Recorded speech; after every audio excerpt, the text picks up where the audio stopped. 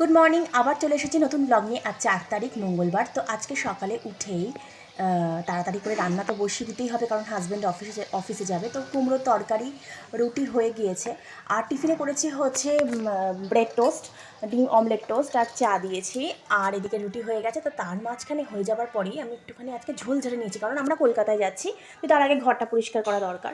তো কিছুটা রবিবার করেছি, তো আজকেও কিছুটা করে নিলাম। করে ঝাটফাট দেওয়া হয়ে গেছে। এবার টিফিন গুছিয়ে দেওয়ার পালা। টিফিন গুছিয়ে দেওয়া হয়ে গেছে, এদিকে হাজব্যান্ডের ব্রেকফাস্টও খাওয়া হয়ে গিয়েছে। তো ততক্ষণে বেজে গেছে 9:25। এই ঘড়িটা একটু ফাস্ট আছে। তো তারপরে আজকে আমার ছেলে উঠেছে একটু দেরিতে, তা উনি উঠে এদিক ওদিক করছেন, আর তখন আমার হাজব্যান্ড বেরিয়ে যাচ্ছে।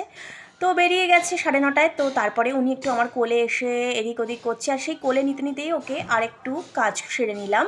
একটু গ্যাস পরিষ্কার করে নিলাম, কিচেন পরিষ্কার করে নিলাম, আর ডালটা ওদিকে হচ্ছিলো। তো সব তরকারি মোটামুটি রেডি। 9:30, 9:40 বাজে। তো এদিকে ডাল, কুমড়ো তরকারি, সোয়াবিন আলু আর হচ্ছে ওর সবজি তরকারি, আর ওকে ব্রাশ করিয়ে দিয়ে খাইয়ে দিলাম।